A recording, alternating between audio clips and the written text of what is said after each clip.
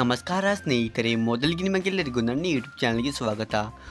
ಈಗಾಗಲೇ RCB IPL 2026ಕ್ಕೆ ಪ್ರಾಕ್ಟೀಸನ್ನು ಶುರು ಮಾಡಿದ್ದು, ನಮ್ಮ ಪ್ರಾಕ್ಟೀಸ್ ಕ್ಯಾಂಪಲ್ಲಿ ಏನೆಲ್ಲ ನಡೆಯುತ್ತಾ ಉಂಟಂತ ಕೆಲವು ಅಪ್ಡೇಟ್ಸ್ಗಳು ಬರ್ತಾ ಇದೆ.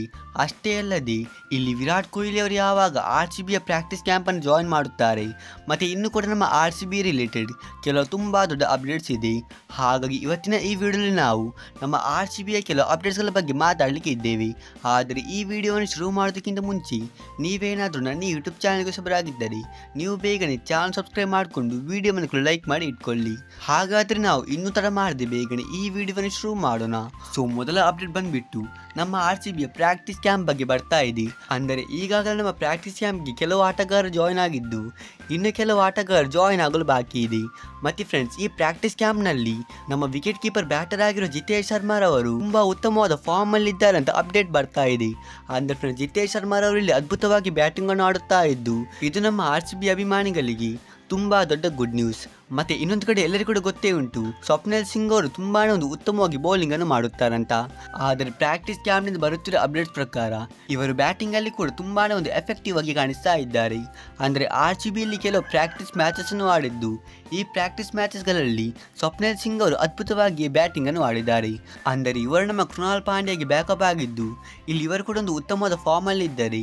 ನಮ್ಮ ಬೆಂಚ್ ಸ್ಟ್ರೆಂತ್ ಕೂಡ ತುಂಬಾನೇ ಸ್ಟ್ರಾಂಗ್ ಇರುತ್ತೆ. ಆದ್ಮೇಲೆ ಇನ್ನೊಂದು ಕಡೆ ವೆಂಕಟೇಶ್ ಅಯ್ಯರ್ ಅವರು ಕೂಡ ಕ್ಯಾಂಪ್ ಅಲ್ಲಿ 6 ಹಿಟ್ಟಿಂಗ್ ಪ್ರಾಕ್ಟೀಸ್ ಅನ್ನು ಮಾಡುತ್ತಾ ಇದ್ದು, ಅಂದರೆ ಈಗ IPL ಅಲ್ಲಿ ಪವರ್ ಹಿಟ್ಟಿಂಗಿನ ಹೆಚ್ಚು ಮಹತ್ವವಿದ್ದು, ನಮ್ಮ ತಂಡದಲ್ಲಿ ಕೂಡ ಈ ತರದ ಪವರ್ ಹಿಟ್ಟರ್ಸ್ ಇದ್ದರೆ ಇದು ನಮ್ಮ ತಂಡಕ್ಕೆ ಇನ್ನೂ ಕೂಡ ಹೆಚ್ಚು ಅನುಕೂಲವಾಗುತ್ತೆ.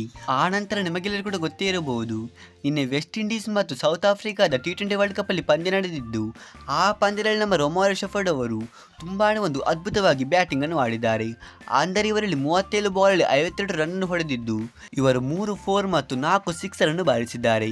ಅಂದರೆ ಸ್ಟಾರ್ಟಿಂಗ್ ಅಲ್ಲಿ ವೆಸ್ಟ್ ಇಂಡೀಸ್ನ ಬ್ಯಾಟಿಂಗ್ ಕೊಲ್ಯಾಪ್ಸ್ ಆಗಿದ್ದು, ಆ ನಂತರ ಕೊನೆಗೆ ಬಂದ ರೊಮಾರಿಯೋ ಶೆಫರ್ಡ್ ಅವರು ಇಲ್ಲಿ ವೆಸ್ಟ್ ಇಂಡೀಸ್ ಪರವಾಗಿ ಒಂದು ಉತ್ತಮವಾಗಿ ಬ್ಯಾಟಿಂಗ್ ಅನ್ನು ಆಡಿ 170ರ ಟೋಟಲ್ನ ಗಡಿಯನ್ನು ದಾಟಿಸಿದ್ದಾರೆ. ಇದು ಕೂಡ ನಮ್ಮ RCBಗೆ ಒಂದು ತುಂಬಾ ದೊಡ್ಡ ಪ್ಲಸ್ ಪಾಯಿಂಟ್ ಅಂತ ಹೇಳಬಹುದು.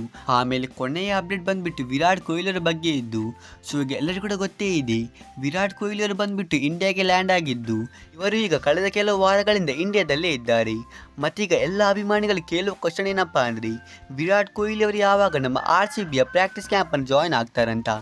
ಈಗಷ್ಟೇ ಬರುತ್ತಿರೋ ಅಪ್ಡೇಟ್ಸ್ ಪ್ರಕಾರ ವಿರಾಟ್ ಕೊಹ್ಲಿ ಅವರನ್ನು ಬರುವ 2 ವಾರಗಳಲ್ಲಿ RCBಯ ಪ್ರಾಕ್ಟೀಸ್ ಕ್ಯಾಂಪ್ ಅನ್ನು ಜಾಯಿನ್ ಆಗಲಿದ್ದಾರೆ. ಅಂದರೆ ಇನ್ನೇನು T20 ವರ್ಲ್ಡ್ ಕಪ್ ಮುಗಿದ ಮೇಲೆ ವಿರಾಟ್ ಕೊಹ್ಲಿ ನಮ್ಮ RCBಯ ಪ್ರಾಕ್ಟೀಸ್ ಕ್ಯಾಂಪ್ ಅನ್ನು ಜಾಯಿನ್ ಆಗ್ತಾರಂತ ಅಪ್ಡೇಟ್ ಬಂದಿದ್ದು, ಇದು ಎಲ್ಲ ಅಭಿಮಾನಿಗಳಿಗೆ ತುಂಬಾ ದೊಡ್ಡ ಗುಡ್ ನ್ಯೂಸ್. ಫ್ರೆಂಡ್ಸ್, ಇದುವಾಗಿತ್ತು ಈಗಷ್ಟೇ ಬರುತ್ತಾ ಇರುವ ನಮ್ಮ RCBಯ ಬಗ್ಗೆ ಕೆಲವು ತುಂಬಾ ದೊಡ್ಡ ಅಪ್ಡೇಟ್ಸ್ಗಳು. ಈ ವಿಡಿಯೋದಲ್ಲಿ ಇಷ್ಟೇ. ನಾವು ಸಿಗೋಣ ಹೀಗೆ ಮುಂದಿನ ಇಂಟ್ರೆಸ್ಟಿಂಗ್ ವಿಡಿಯೋದಲ್ಲಿ. ಅಷ್ಟರವರೆಗೆ ಬೈ ಬಾಯ್.